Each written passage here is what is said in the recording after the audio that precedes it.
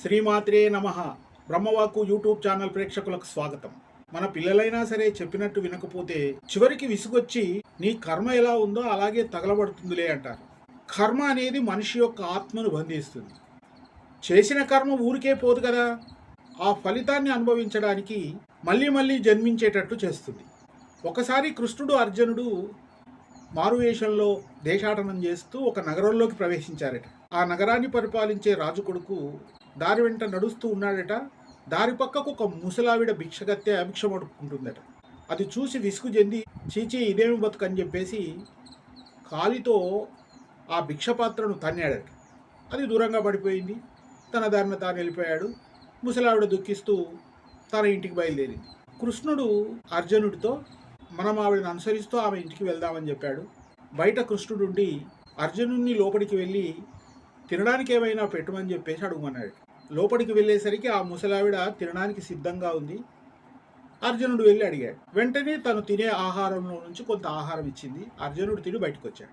కృష్ణ ఇదేమి విచిత్రం అన్నాడు. సరే చెబుతానులే అని చెప్పేసి నగరానికి వెళ్ళిపోయారు. మళ్ళీ కొన్నాళ్లకు మళ్ళీ దేశాటన చేస్తూ ఒక నగరంలోకి ప్రవేశించారు. ఆ నగరం అంతా కోలాహలంగా ఉంది. ఆ నగరాన్ని పరిపాలించే రాజుకు సంతానం కలిగింది. ఆ రోజు ఆ శిశువు యొక్క బాలసారే. అందరూ బారసాల బారసాల అంటుంటారు, అది తప్పండి. బాలసారే ఊయలలో వేసేనాడు ఇటువంటి వేడుక. నగరంలో ఉన్నటువంటి వాళ్ళందరిని ఆహ్వానించారు. అందరూ ఆ భవనానికి వెళ్తున్నారు.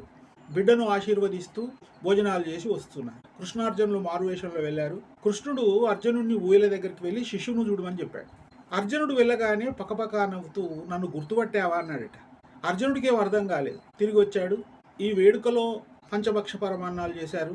చాలామంది తమ విస్తర్లలో చాలా పదార్థాలను పెట్టించుకొని తినకుండా బయట పారేస్తూ ఉన్నారు. అది తిందామని ఒక గజ్జి కుక్క వచ్చి మూతి పెట్టిందో లేదో చుట్టుముట్టున్నటువంటి 10 కుక్కలు వచ్చి దాని మీద పడి దాన్ని దూరంగా పారదోలాయట. అప్పుడు కృష్ణుడు ఆ దృశ్యాన్ని చూపుతూ, అర్జున, ఒకనాడు నగరంలోని రాజకుమారుడు ఆ భిక్షగత్తె యొక్క భిక్షపాత్రను తనివేశాడు. ఆ ముసలావిడ నీకు భోజనం పెట్టింది. ఆవిడే ఈ నగరాన్ని పరిపాలించే రాజుగారికి కూతురుగా జన్మించింది. ఇక ఆ కుక్క అంటావా, ఆ ముసలావిడ భిక్షపాత్రను తన్నినటువంటి యువరాజు. ఇదే కర్మఫలం అన్నాడు. ఒకసారి మనం ఆలోచన చేసినట్టయితే మనమందరూ భగవంతుడు సృష్టే. కొందరేమో అనారోగ్యంతో బాధపడుతూ రోగిష్ఠులుగా, కొందరేమో ఎత్తైన మెడలలో జీవిస్తూ ఉన్నత జీవితాన్ని గడుపుతున్న వారిగా, కొందరు తిండి లేక బీదవారిగా బతుకుతున్నారంటే కర్మఫలమే. చేసిన కర్మ ఊరికే పోదు, ముంచేతి కంకణానికి అర్థమేలా అంటారు. మనం ఈనాడు బతుకుతున్న బతుకంతా కూడా మన కర్మఫలమే. మరి ఈ కర్మకు బంధన శక్తి లేకుండా చేయాలంటే ఏం చేయాలి? కర్మను అకర్మగా, ఇది సాధ్యమేనా? ఎందుకు సాధ్యం కాదండి. ఫలాపేక్ష లేకుండా వైరాగ్య భావంతో చేస్తే సంభవం అంటారు. కృష్ణ పరమాత్మ భగవద్గీతలో కర్మ సిద్ధాంతంలో చెప్పిందే ఇది కదా.